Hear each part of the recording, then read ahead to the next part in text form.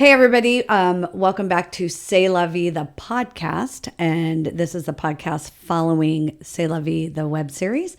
So our goal in this podcast will be to give you the experience of making your own web series. Also, bring you a little insight into what we did and how we did it, and the fun we had and the troubles we faced. And all the things. What troubles? I am Laura Fortino, and I am the writer and producer and lead actress on C'est La Vie. And this is my co-host, Sebastian. Hello, welcome. And welcome to our two guests. We've got, what is your name, sir? Laurence, Gingold. Fantastic. Mm-hmm. And? Renata, Green-Gaber.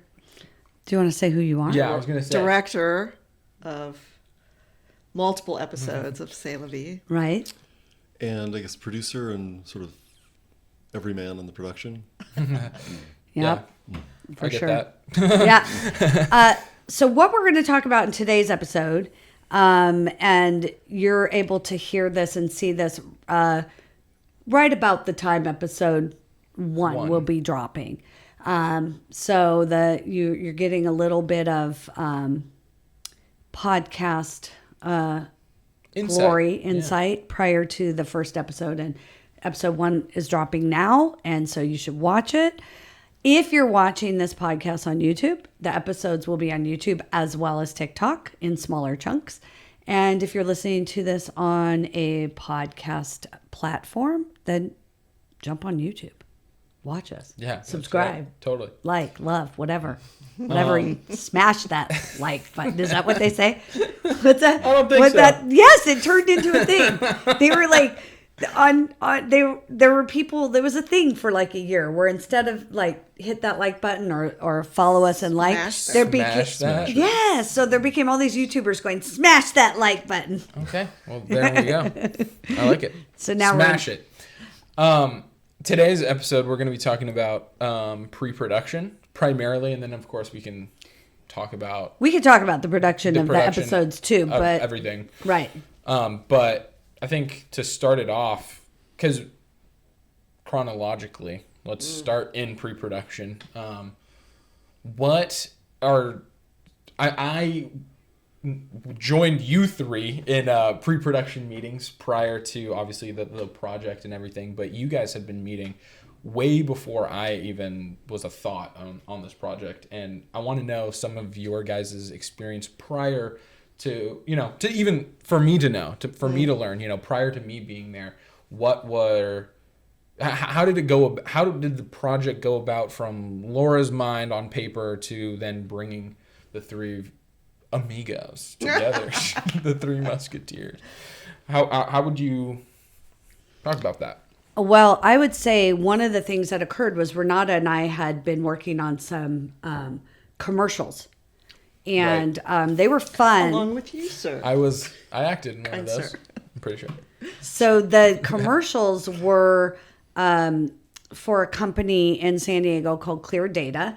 And he wanted a commercial that was more like a fun parody. He wanted to have a good time. He wanted to show his sense of humor because he was involved with data, and most people found his job, thought it was very dry, or what he did might be boring. There you go. Data depression. So Deborah and I helped him write them, and I brought on Renata to direct them. But then that led into us starting a weekly meeting, creative meeting, and I was in writing. I was finishing the original C'est La Vie, but then we were like, let's do this web series. That was Deborah and I, our separate conversation. And then Renata came in one day and said, let's just shoot it. She did. Oh, you said, I have to make this. After you said, let's just shoot it. It was pretty dire. I really needed to make it. And she helped facilitate that for sure. So it was out of us already working on some projects and really wanting to keep the momentum of this creative lifestyle that we had kind of put on the back burner And the commercials sort of woke that up. And Renata has a project right now that she's really passionate about and working on. And, you know, it was like about that whole, like, let's live in community. Let's get this stuff out there. Let's do what we can do so that we have a chance to do what we want to do, but also get more networking, right? Get out there more. Yeah, I mean, just, you know, the commercials shook the tree, and it was like, okay, you had this project, I had a project, we both wanted to move forward, and, you know, the web series seemed more doable. Agree, because I think in reality, the way we're releasing the web series, we can self-release it. Right. You're talking about making a full feature film, Right. which if you want to self-release it, you could, but it might be a little bit better to have a backer, a budget, a form of maybe being able to get in some higher cast members, which give you the ability to get it released. So, because we've talked about this on the web series, none of this art form is singular. It's a team, and you need different team members in different parts of the production. Right. And you can't stop at shooting. You have to go into post. Right. And then you have to go into distribution. And so you have to have that plan. And the web series plan is easier. Even if the shoot was the size of a feature film because it was 10 episodes. That was a lot. Right. It was a lot, but breaking it down into individual episodes where you could, and plus we were shooting on a weekly basis, just on the weekends. Right. It made it more doable. It seemed that was the first thing that we did before you came on. I told Laura, let's get on a calendar. Right. You know, because you're kind of running around with your, you know, like a chicken with your head cut off going, oh, let's find cast. Let's do this. Let's do that. I'm like, no, let's get on a calendar. Let's plan it out. We know what we have to do this week, this week, this week. And as things got closer, you know, you plan it all out. Right. So Yeah, so once you have the idea and you know you have all the shooting scripts and you know what's going to happen, you know, Renata's right. The first thing you want to do is get on a calendar. It was a little hard at first for me to grasp the calendar because we really weren't positive when we would be able to organize people to shoot it. So I felt a little bit like, oh boy, we're putting it on a calendar, but what if we don't get everything in place? Really, I think having the calendar allows you to put it in place because then you can look for answers. you could say, can you do the, and if somebody says no, there are other people. But one of the huge lessons I learned that there is a lot of people out there wanting to collaborate on this art form. Yeah. There are a lot of people. And it may take a little longer to find each person that you need. It may not be the first person you have in mind. So like we thought we were all going to, one of the reasons it was hard for me to grasp the calendar is because originally I thought Paul was going to shoot it all. I thought he was going to be our DP. This is somebody we worked with on the commercials, and I've worked with on previous projects to that. He's great. Love Paul. Just got a text from him last night saying, hey. So he's somebody I definitely like to work with. yeah, he was great. But I think that, so I thought, well, this is part of my crew. I'm going to work with this. But then it came down to, well, then scheduling it with him wasn't going to be as easy. And then I'm trying to figure out how to put his schedule and our schedule. And Renata had the right idea. Just make the schedule. So, you know, that was what we did. And Well, once you have the schedule, then you can start asking people, hey, this is our schedule. Are you available for this? Are you ready to climb aboard? Can you commit to this? At least this. We had that. And, you know, we were trying to stuff, 3 pounds into 1 pound bag, with 10 pages, shooting 10 pages a day, 15 pages sometimes was crazy. And we scared off a DP early on. Yeah, we did. She just didn't have a vision. She just did not think that was possible. When you normally shoot 5 pages a day, 8 is kind of pushing it. But for a comedy, I felt I had an idea of how we could shoot it and not get this wasn't a drama. We weren't, filming heavy, emotional moments. We wanted to keep it snappy. We wanted to keep the pace moving. And so I felt that it was possible to do. And isn't that important to feel it's possible? Totally. If you don't think it's possible, you're going to get stuck in fear mode. Yeah. And you just, you move forward on that belief. Okay, I was confident because I had directed a feature before and we had shot 13 pages in a day. I felt sure I could shoot 10. So, and that was on location, out in the elements. This was seemed very contained. Kate's house, very few locations, a lot of indoor scenes, and it just felt, I just felt sure that we could make it happen. That's the key when you've done it before, though. Then if you've never done more than a 5-page day, and you're suddenly given a 15-page day, I mean. Yeah, then you are in fear mode because you don't know the difference. The adrenaline kicks in, which is interesting because we had these other directors that were in fear mode at moments, and then it was like, hey, whoa, we've got so much in the bank already. We're good. Like, we can do it. We know how to light this room now. Right. We know where to stand to get the proper sound, how to reflect, how to bounce, what we got to black out. It became super efficient, and we got faster the more. Well, and it meant that when we shot episode 4 with Ro, we were done early each day. Yeah, because we just knew. The crew knew. Yeah, they were a little bit worried that there were no way you would be able to do all that. But and it's thank God that we had that because we had a big problem on episode 5 and Fitz, we lost 3/4 of a day. And we had to stay and we had to stay and you weren't there, but the 3/4 of the day was shot in time lapse. But didn't you get to shoot episode 4 over 2 days? Yeah. So that made it. But it was also episode 4 over 2 days, but plus we picked up some other stuff. Sure. So we did a dream sequence from episode 6. Like there was other stuff mixed in there besides her episode. And that required a whole lighting change, like, required a whole different lighting situation and a move in a room and all of that. So it is true. We're not kept the pace of going and shot more pages than anybody was able to do in a day. From our experience, but also I think it's also the whole thing of it's possible. It's also believing it's possible rather than coming in afraid. And then it's also the will.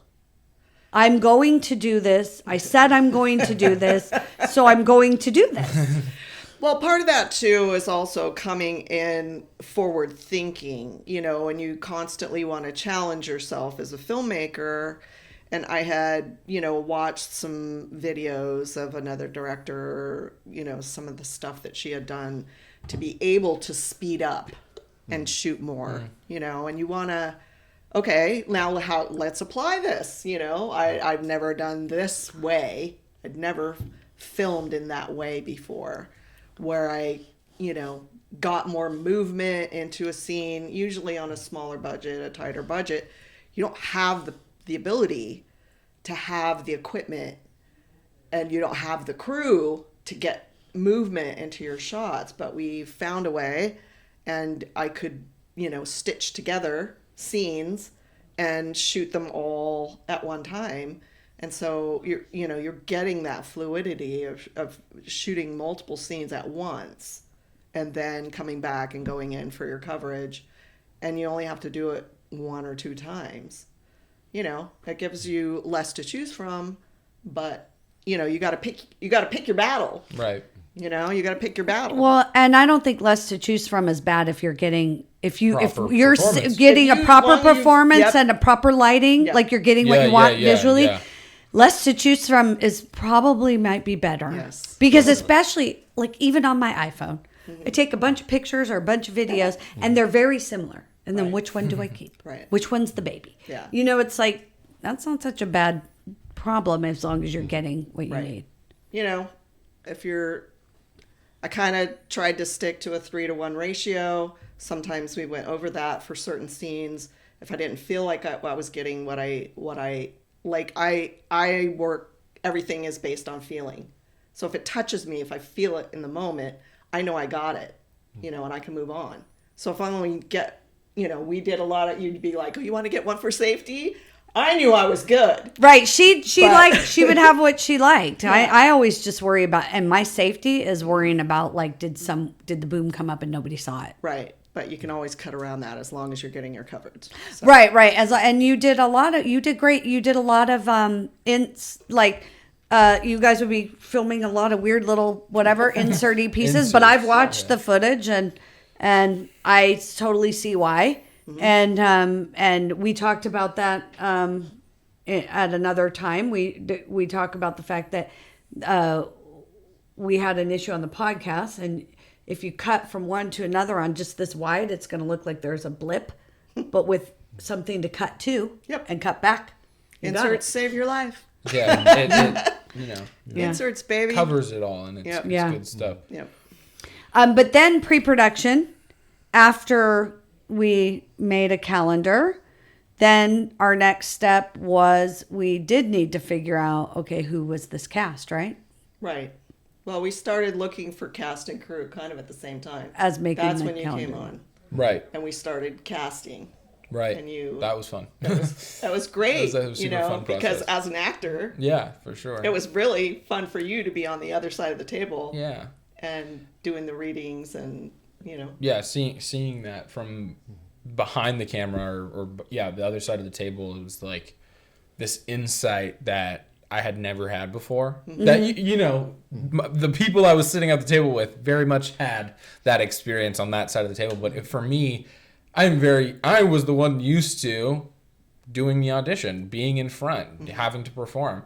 And so we talked about this in another episode too, right? My journey as wanting to be an actor, and then kind of actually, I want to be behind the camera. I want to direct stuff. I want to be a part of the story making aspect, not just a part of the story, but the story as a whole. And so that was really the first day that I was like, oh yeah, like this is where I want to be. This is how I want to, I want to see my career in this side of the project, or whatever project, and so this gave you clarity. Oh, for sure. For sure. I had made my decision, but this was a big influence in confirming within me and allowing myself to then tell the world in a way, like, this is what I want to do. I want to be. But that was a big turn for us when you came on board. That was a massive turn for us because we had lost our DP. We had lost 2 DPs. And you brought us the DP. Yep. And no, you didn't bring Yasmin, did you? Yeah, How did I get Yasmin? Isn't that interesting? The moment that you commit to something, amazing things can happen. Like you committed, I committed, you committed, and that's the magic.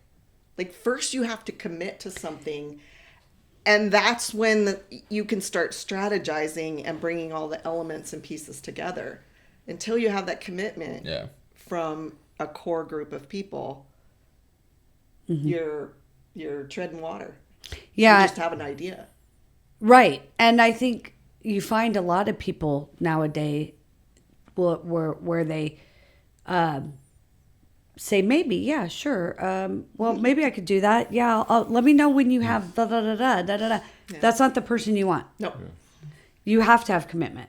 And it's interesting. Total commitment. Well, but I would just say the crew came on totally committed to give up all those weekends. Right. And we were like, this is how many we're doing, and this is how long it's going. The one note they didn't get was that, and I did say in my very first few emails, just so you know, might go longer.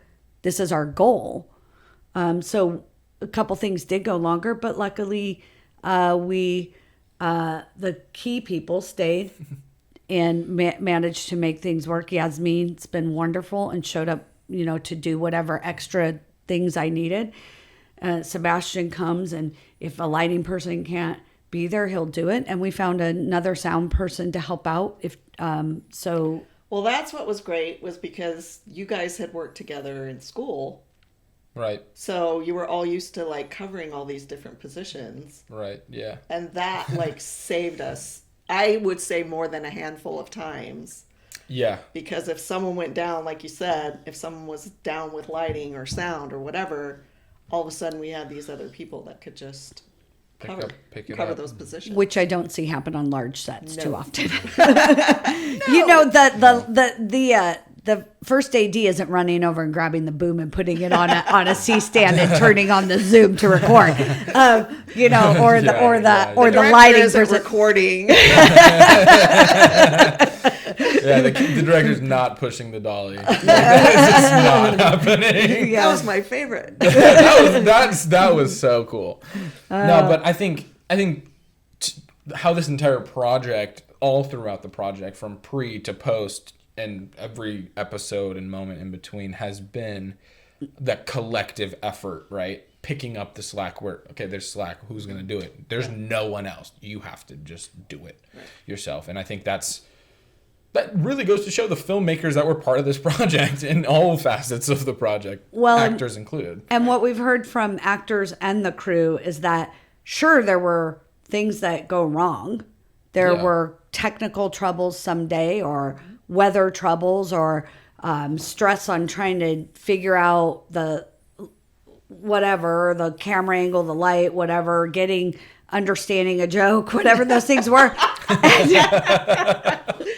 But that's your challenge. That's your That's your challenge as a challenge. filmmaker. Every project is different. You can never like just become automated. Copy paste. Yeah, there's no copy and But paste. but that challenge is what brings the life to it. Yes. So, and That everybody was human super. aspect. Everybody was super happy with the fact that, sure, we had challenges. Sure, everything wasn't perfect, but they were really happy about overall how it was all handled.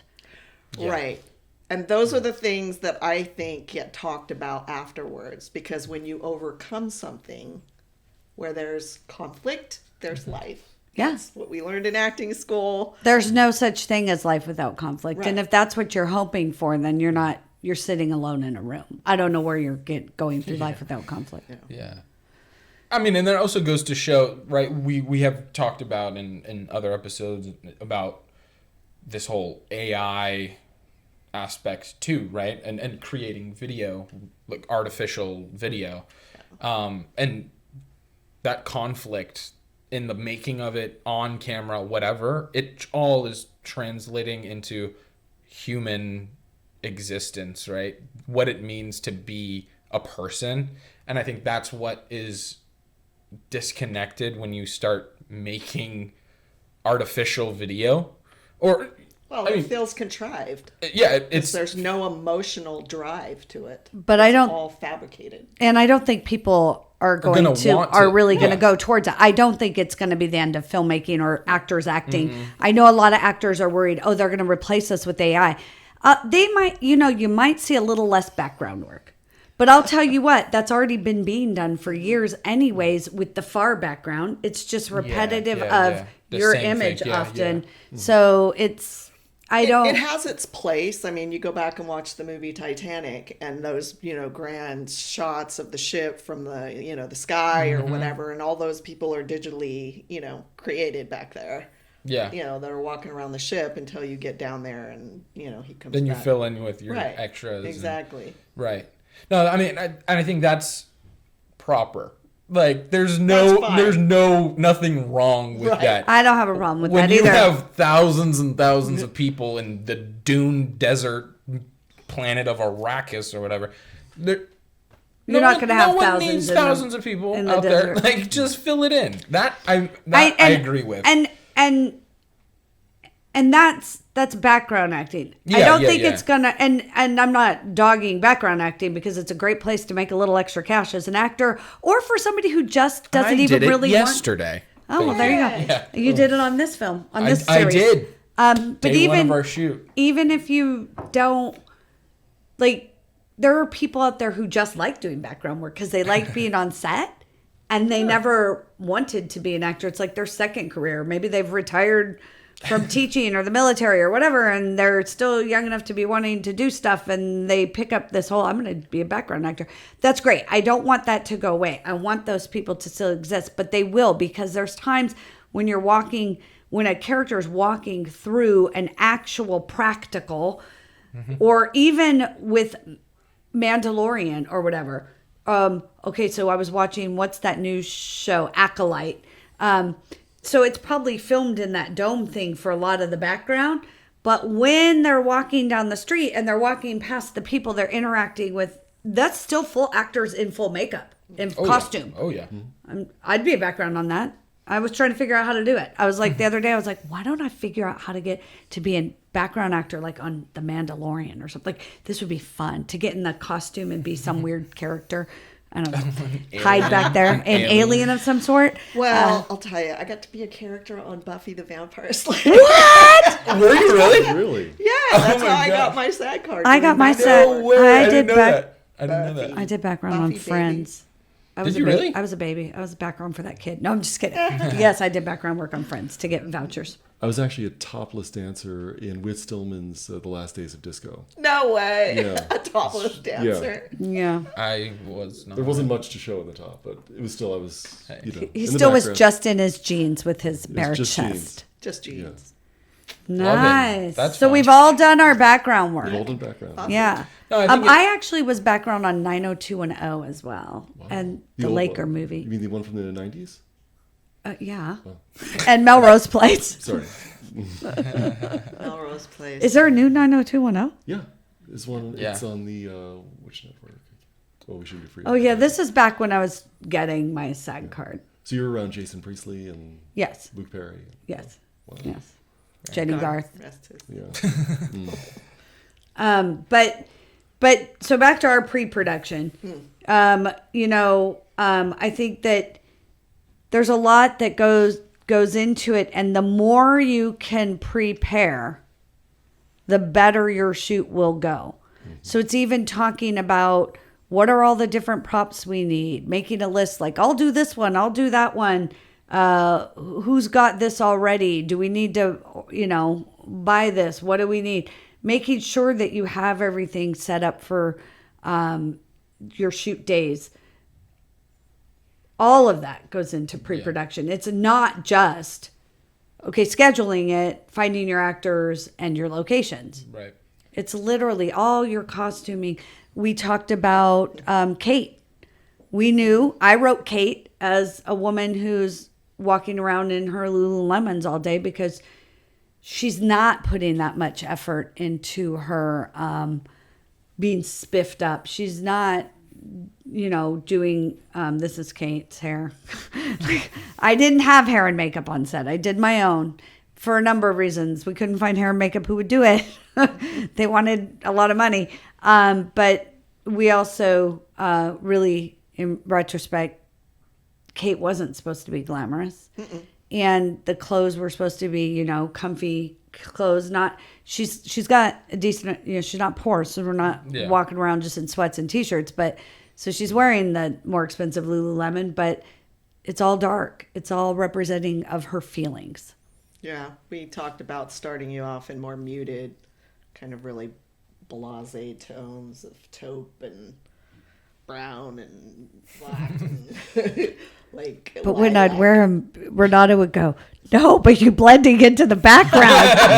Can't we change the color?" And I'm like, "The point is, you told me not to wear color." Yeah, a couple times. We got to figure this out. Work around that because you were disappearing. And I think that's part of it, though, right? Mm-hmm. It's either we can change the costume because we had control over that, as director, producer, writer, producer, crew, we had control. It wasn't like we had to go approve a bunch of different tops and you had to do these fittings, so on and so forth. Well, she approved it all.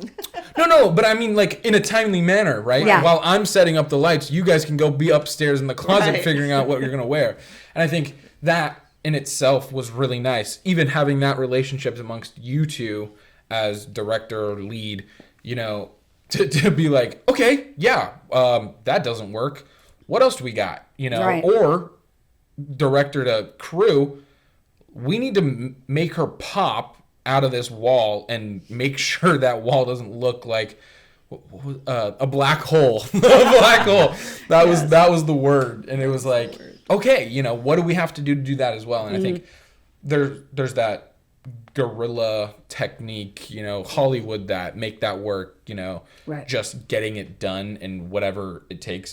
And I think there was such a cool, like, indie feel to that, if you will. Well, and the crew was really happy to, like, they had never done something where they had worked this long together and kind of had like this whole bonded, we are the crew. Major camaraderie going on. Oh, yeah. Nice. Yeah. I mean, like 2 nights ago, I think we all met up again. Just like, I know. Yeah. But I was he was telling me about how he's in touch with all the other actors, and I was like, oh, well, but I get it. We're the people who gave them the job, and we're the people who are of a different generation, and they look at us as like sort of the untouchables, or not the people to hang out with, I guess. I don't know. Yeah, I'm not getting the calls either. That's all good. I was on a boat. Yeah, I think you were winning. We were not on a boat. No, but I think that was overall, you know, just throughout the entire thing from day one. And I kind of want to talk about day one in the park and how it was like kind of, you know, how are we going to start this thing? Where are we going to start this? And it felt very, very nice, and I've talked on this with Laura before. It felt really nice to start kind of soft in a way. Yeah. Like a soft launch. Hey guys, nice to meet you. I'm going to be doing this. I'm going to be doing this. This is what I'm here for. Let's do a little soft launch day where we all come together. Not super difficult, not super technical, very much at the mercy of the elements and so on and so forth. But that felt, you know, really fun, because then it was like we step away for a week. See you next weekend. It was the perfect starting weekend because it was one of 2 days, so we didn't have shooting both days, just the first day. And you know, as you're getting near the end of pre-production and you're settling just like a million different logistical things, you know, production can just suddenly happen. You know, it just feels like, oh my God, we're actually doing this. You know, we're actually in production. And so it was nice, like you said, that first day outside, you're not worrying about lighting and setting up C-stands and everything. It's just fresh air, and it was wonderful. It is the first day of production is weird. Yeah. It's because when you do a lot of planning, so for me, you're talking 4 years of planning, not specifically for this web series, but you're talking, I wrote a short film to help out, to mentor you know, a young filmmaker. We shot that. That led to these characters. Then it led to a discussion that became a full series, a pitch deck, pitching, all of that. Then it became a strike. So then we're writing a web series just so that let's just shoot it. Let's do something. And that first day, or when you finally start filming, which by the way, technically I'd shot a short and some funny clips along the way, some scenes along the way to help promote it. But this day of like, okay, this is actually telling the story of Kate and the Beaufort family in a succinct 10-episode arc for this time in their life. That suddenly being on set is it's a really strange feeling. Well, my very first film that I wrote, directed, produced, acted in. You know, you're wearing so many hats. Yeah. It's really difficult, you know, to take off that producer hat, to stop worrying about, you know, getting lunch ordered or, you know, the call sheet for the next day or all those million things, and just go, okay, put the blinders on and just be an actor. Step into your actor role. Yeah. Sometimes that can be a challenge. Super hard. When you're producing and writing and, you know, we're doing all this stuff leading into, and there's changes and, you know. It seems to me the most difficult transition to make is from crew to actor. That for me is just scary. You can jump from different production roles, producer, director. I feel like one can reset one's brain. You're behind the camera. But to jump then into that actor space, Right. It's a real... that is, to me, frightening, because there you have to be completely emotionally available, invested in the character, focusing only on that. You can't have your mind on anything else. You got to trust everybody Yeah. you brought on. Yeah. That they got you, you know? Yeah. Yeah, it's really hard. Oh yeah. Speak on that a little bit. No, I'm just kidding. It's really hard. It's really hard, and especially because, in hindsight, I would have pre-planned every meal. Which, I mean, at one point we had talked about it, and then we had started looking at places, and then that fell by. But I literally would just say, "Hey, do this day, this day." Like, I would not, so that I didn't have to discuss it. And I'd have had, like, this is how many people you're feeding this day. Like, we're going to need this many people on set. I think I almost would have somewhat had a log that would sort of pre-plan the call sheet in a way. That's what a first AD is for. But we didn't have a first AD. Right. Right. And that, to me, again, is one of the things that if you can... But if you can have find one, an great. experienced one, that's Yeah. great. But half the time you can bring on film students who want to learn it. And if you're trying to teach them at the same time as have them do it, that's one of those jobs that's hard. Yeah. Like, it's not like, I mean, just because there's a lot of pieces that they might not be able to get or do because they've just never experienced it yet. Yeah. So if they haven't, like, shadowed another AD or something so that they know what all those pieces are. Yeah, I mean, it's not just the on-set ADing, like carrying the day, making sure we get all our shots in and, moving things along in a timely fashion. It's the night before, it's the stuff before, it's the scheduling, the having all the props and the wardrobe and special effects or, visual effects or special makeup or whatever you got to have on the call sheet for that day. So, we did these ourselves.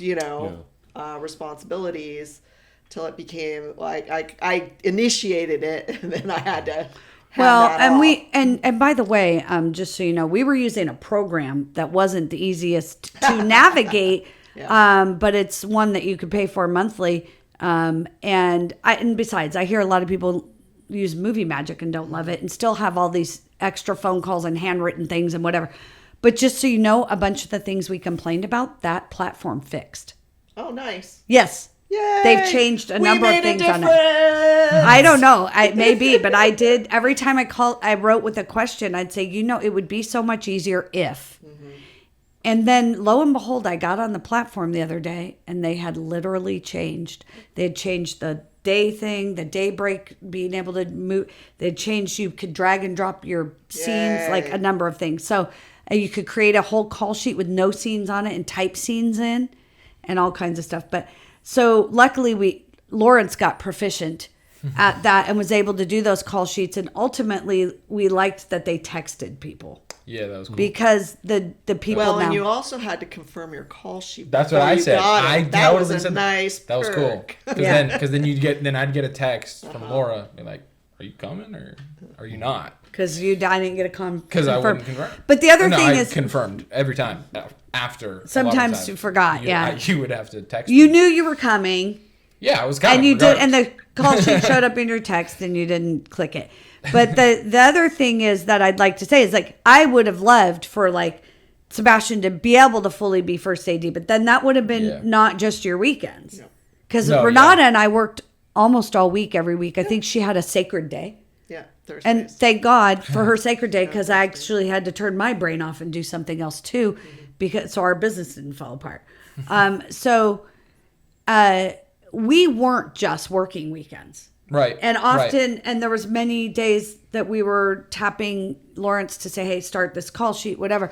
It would have been nice, though, to have somebody who was picking up the ball saying, okay, we need to create the call sheet, just asking us for what needed to input we had, and then being able to fully do it. Well, normally they would have all been done ahead of time.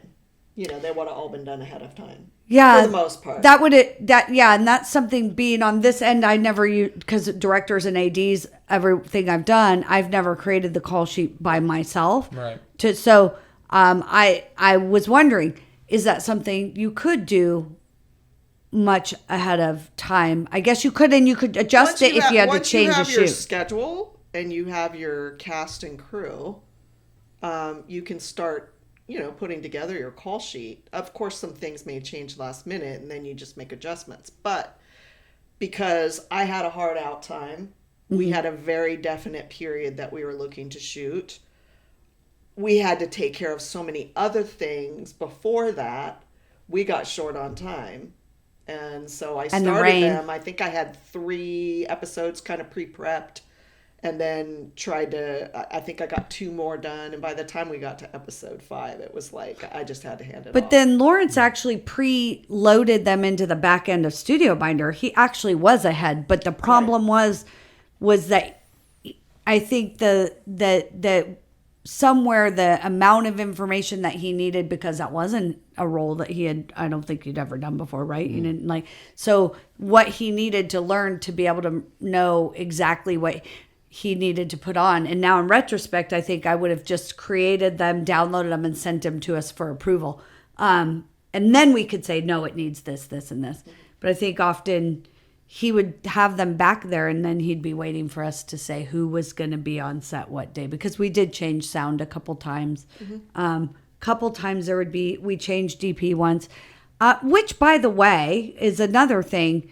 Like with a series like this, you know, you were gracious enough to give us a lot of time, as if it were a feature, and you were shooting, and you shot most of the episodes, and then you had, reasonably so, other things to do in life where you were like, after this date, I'm really not going to be available on these weekends anymore. I've got all these other things to do. So that led me to find new directors, which I discovered wasn't as hard as I had feared. To find really good people wanting to just work on good projects and be involved. And especially when they heard it was woman-led. I had so many women coming and saying, and plenty of them, after hearing about the fact that there was no budget, said no, I'm not doing that anymore. But then there were plenty of them that were like, yeah, I want to do it, because I really want more things on my reel, and I really want more experience, and I want to be I want to walk onto a set where everybody's mainly female. I want this experience. So we had that little niche in our pocket that helped that. But the other thing is, so on a series, you're often going to have multiple directors, and so you kind of do need an AD that can be on the whole series and be able to plug all that stuff in and pass it by those directors and say, hey, is this going to... It's always nice.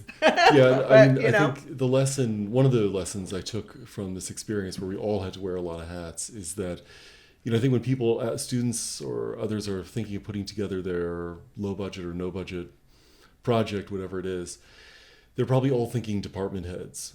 You know, I need all the above the line people settled, and, you know, let's get our actors, let's get our DP, let's get everyone together.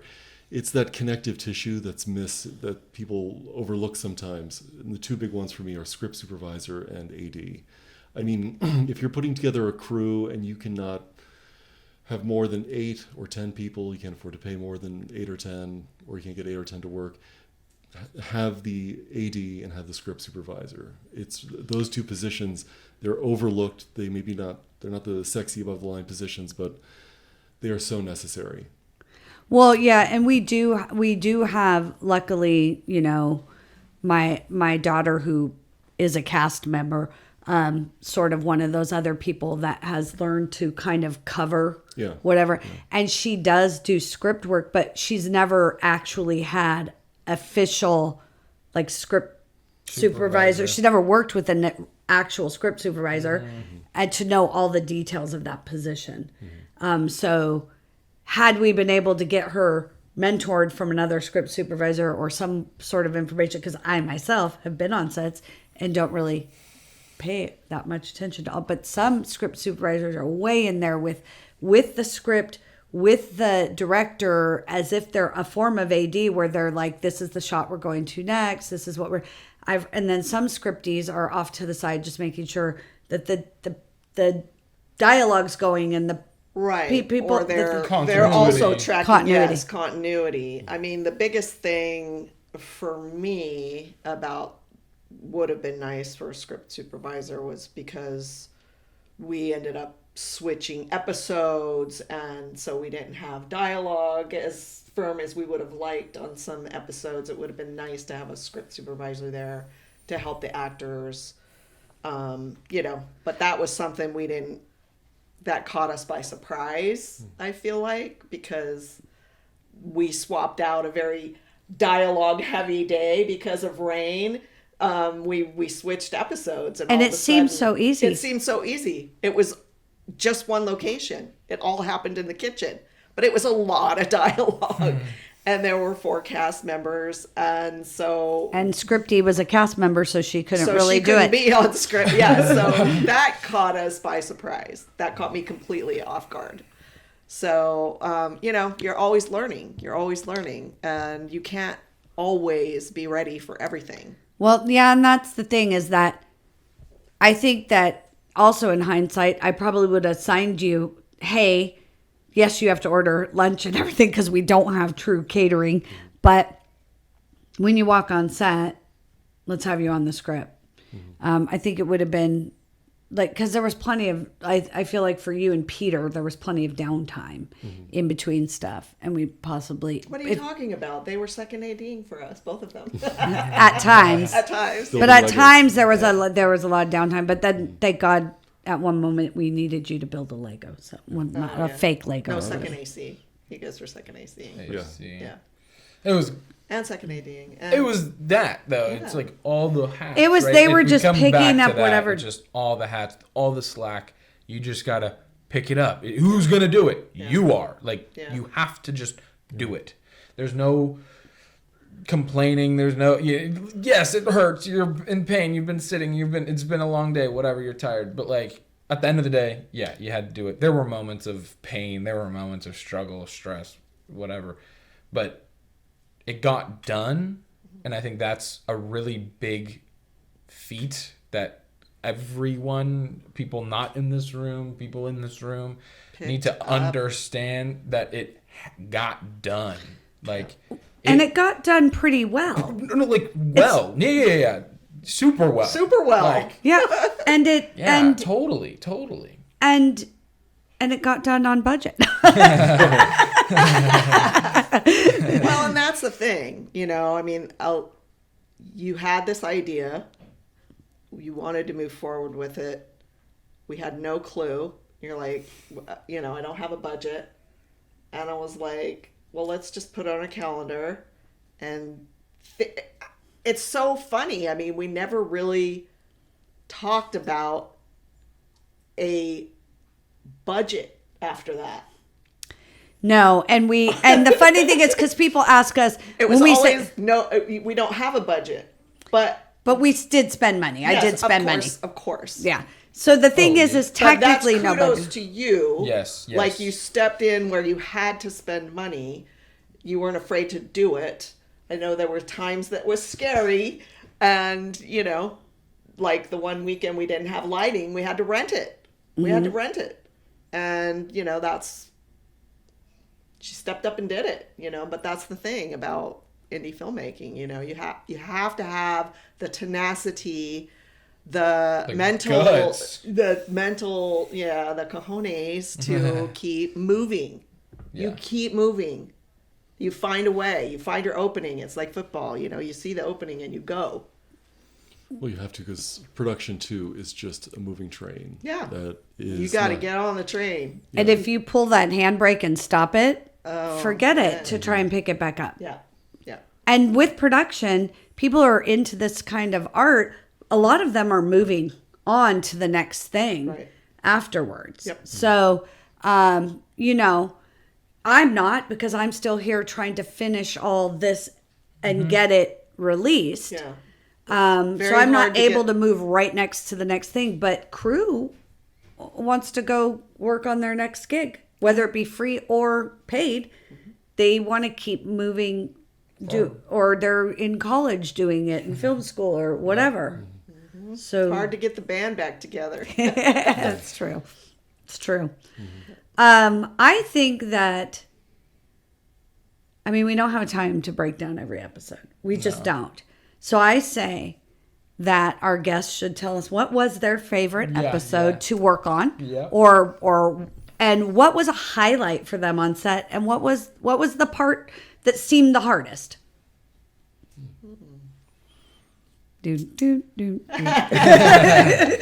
What? You don't have it prepared? Wow. We didn't pre-send the. What was there were questions. 3 things. What was your favorite? What was your favorite? Episode.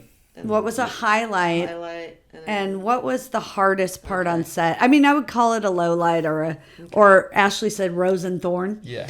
But I don't like to say that because I feel like, listen, there were moments when I felt just emotionally overrun. I had too much to do, too many things. A couple times we even sort of butted heads, but I feel like that's because we're so similar, and we're similar, like in my opinion, like family, because I feel like it's the same with my sisters, right? And that's life.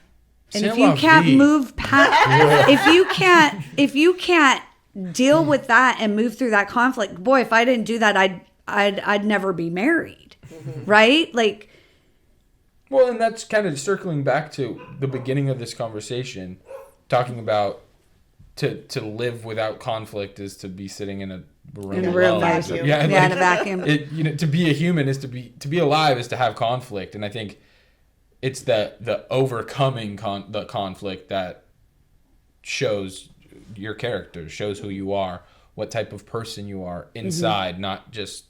And anyone can explode, anyone can shout, but like it's the ones that can turn that around and continue and continue their beautiful friendship or relationship or whatever after that. That right there, that's the key part. It's not the anyone can Packing shout away your resentments. yeah, like the heck, it's moment in life, Right. I mean, that's your job. I mean, I feel like as a director, that's my principal job on set, is to find solutions right. to everything that comes at me. Because otherwise, if you can't have fun doing it, you might as well not do it. I mean, it's a challenge. It's a challenge. It's an emotional challenge. It's a mental challenge. But that's, it's an artistic challenge. But that's why it's so amazing.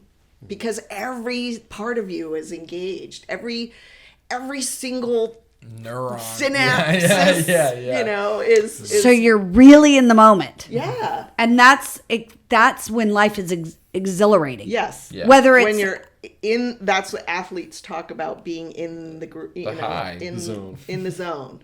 Yeah. And it's No, just all it's what makes us want to do it again. right. It's a high. Come back the next day. It's the It's a high. high. It's a high. It's Yeah. addicting. Yeah. It's weird, yes.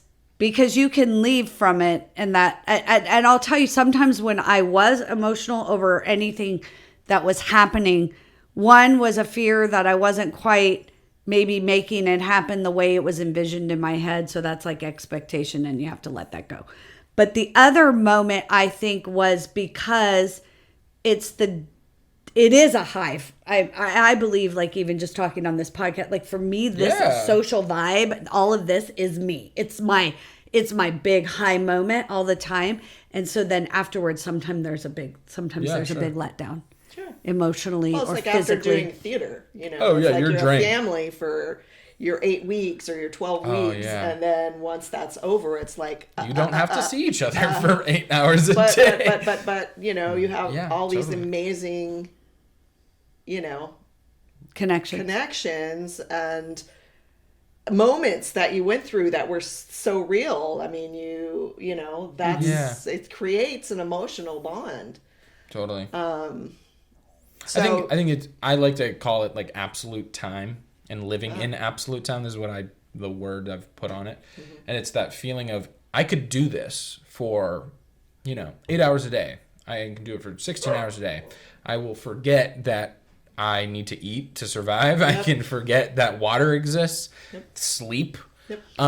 But I can do it again the next day. And it's, oh wait, it's 3 a.m. I've been editing for how long? I've been watching how many films? That is that absolute time where all other things just kind of melt away and you get back into it. I like to call it, So you're saying we have a functional addiction? Oh, it's a fantastic one. And Do you think it's functional?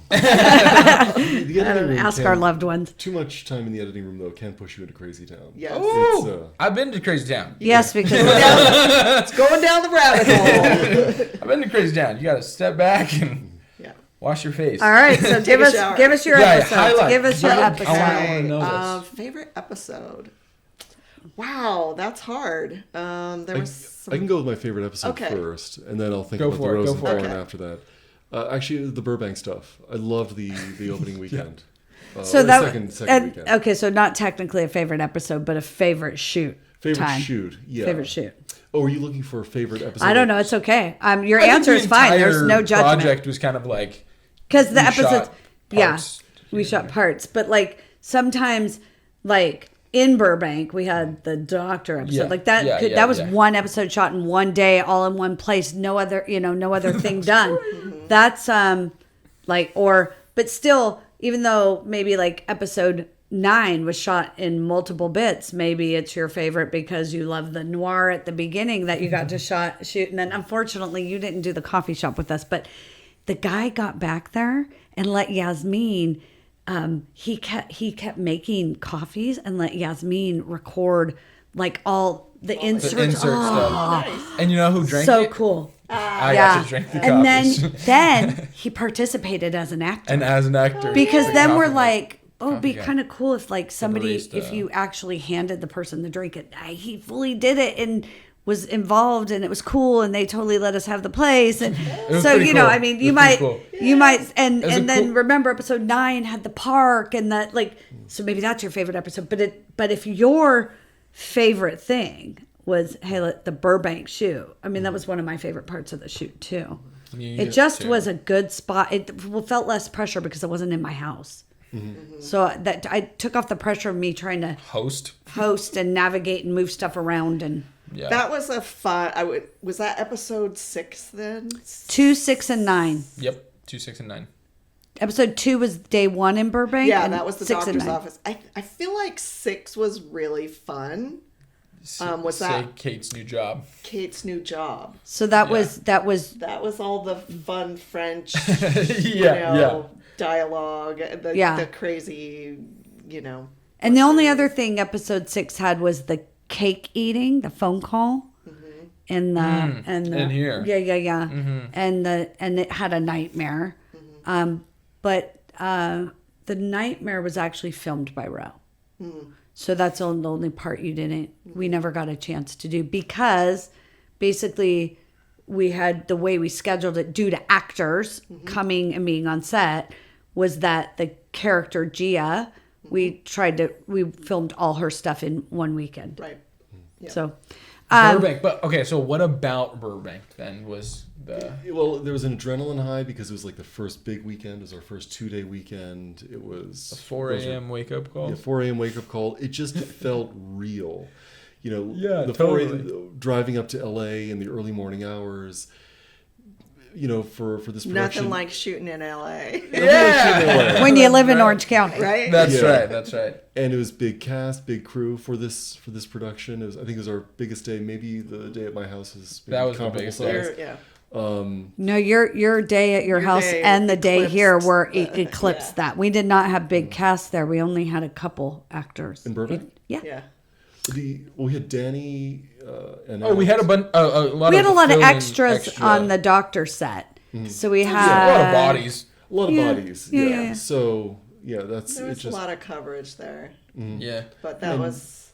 transforming Yeah. in half an hour the waiting room, into something different with all the paintings, and then Right. turning the computer office into a doctor's I office. was- and back. It was just, you know, that We were making a movie. Yeah, that was cool. That transformation, I feel like I wish somebody would have just walked around with an iPhone. Before and after. Well, I have before footage and I have after footage, but and who knows, maybe we'll plop it up on YouTube. But I will say that that doctor's office and the problems solved right there in the first day, and the big whiteboard and the sun coming in, like The reflection. and we still got it done in time to pick up one of the scenes that was from the next day to go into which we had wanted to do, to go into the bathroom at that location and shoot something. One more shot. I would have liked to have gotten that bathroom.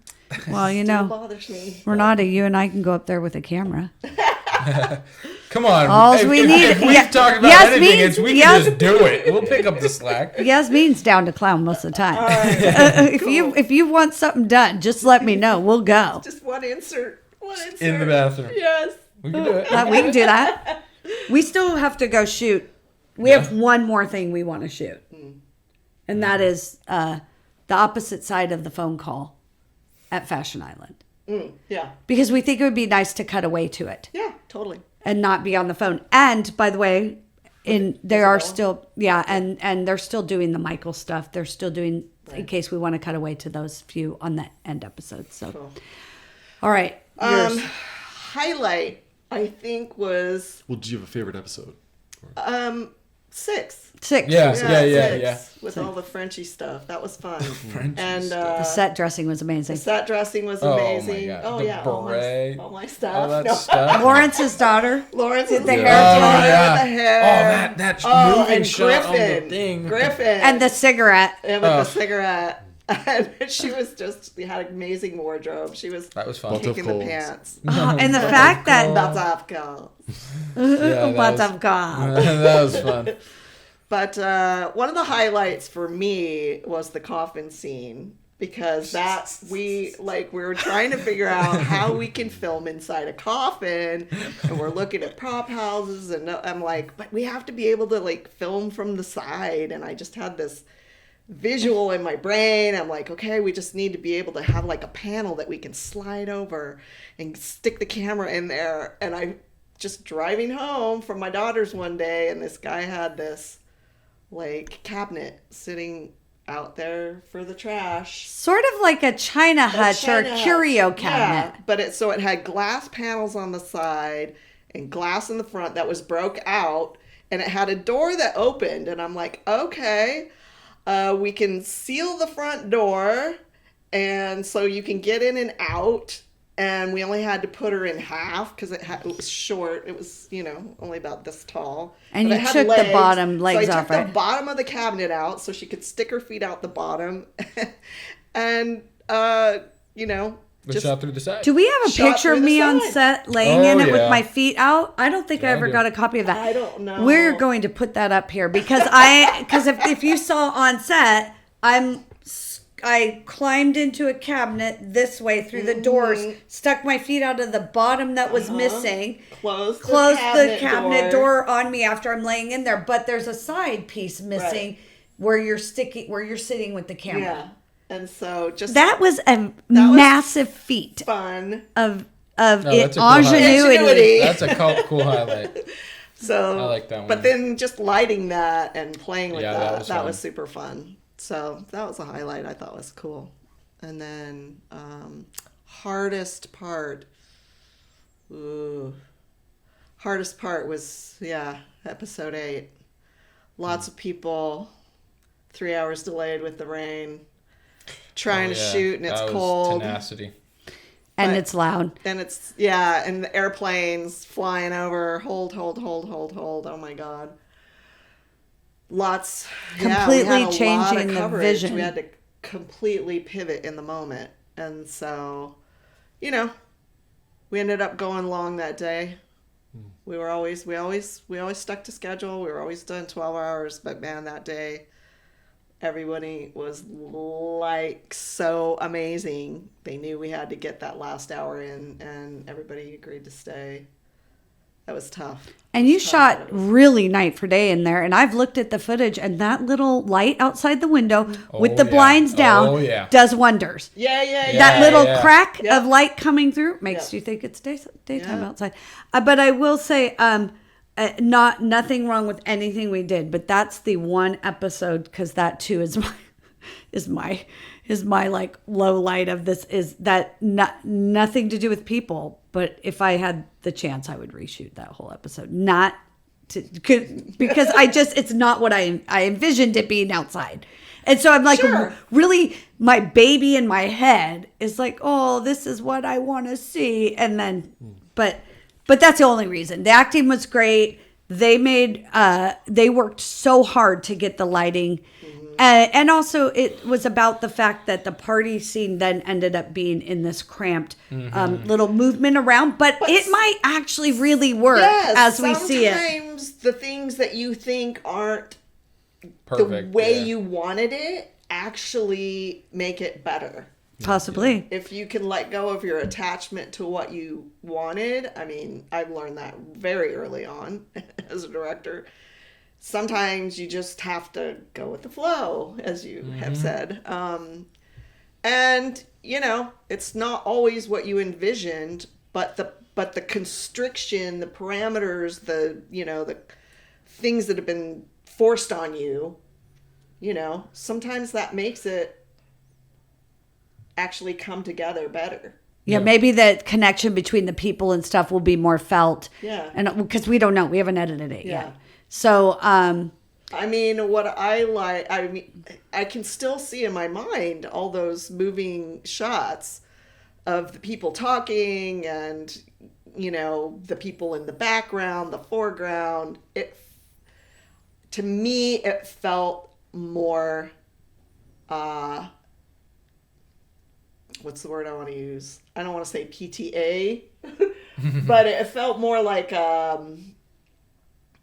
a communal thing, which was the whole aspect of that episode, was this communal sound bath. And it just felt more like a separation, like the sound bath was outside. That was the breath. That was the life that you couldn't accept. I couldn't accept. She couldn't accept it. But then the life that, you thought you were going to get nominated to this position. No spoilers. No spoilers. No spoilers. I just couldn't get it. Yeah. You couldn't get it. You just couldn't get it. And it was the people milling around and hearing all those, little conversations in the corners, and that was.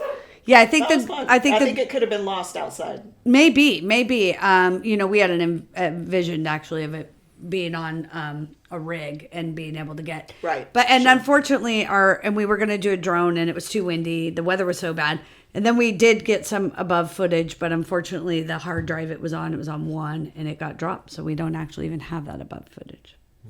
So we might just have to go back for a sound bath. That's fine. I'll join. I'll be an extra. Okay. So that you did. So the only thing you didn't do is your. So my high point was actually, I just love the problem solving. Watching it, sometimes participating in it, like when we needed smoke to come out of your oven, you and Peter came up with a solution of burning newspaper in there and then clamping it down, putting it into the oven, and then all of a sudden you have a special effect that really works. I watched that footage, and you can see it coming out of the oven. It's creeping out of the top. It's perfect. It's exactly how I've seen on other sets I've been on where they try to use like dry ice to create some sort of smoke or humidity or whatever. It doesn't look good. So they don't really light fires like us. Yeah. So we had a safety meeting. Yeah. We talked. I actually talked to Peter about that the other day. Maybe it'll be tagged onto this episode. I don't know. We did a talk about what we did, and we had a safety meeting. One thing was, after it started getting pretty smoky and whatever, we were like, okay, like we did 2 takes, or I don't remember what it was, and then we're like, we got to move on. 3. I want to say we got 3, or I asked for a third one. You're like, it's on fire. So then I opened the oven, and it had reignited. So it lit it, put the lid on, which put it out, and then was holding the smoke and pull the lid off to let the smoke out. But by the time we did open the oven and close, the air had gone in and it relit. That's what happens when you close Yeah. it in. And then it relit. Yeah. But creating the wall here, the extra wall that you had to bash in, you know, these are all low to no cost solutions to, you know, some big dramatic moments in the script. And, you know, just a little bit of inventiveness, a little elbow grease, and you get these things done. That to me is like the highlight of the whole thing. I mean, there are obviously plenty of performances that were the highlight and just watching everyone work. But just that reminder about how much you can create from Nothing. Yeah. And I have my BTS photographer was in town prior to the shoot, so she took pictures of us putting the wall up Oh, cool.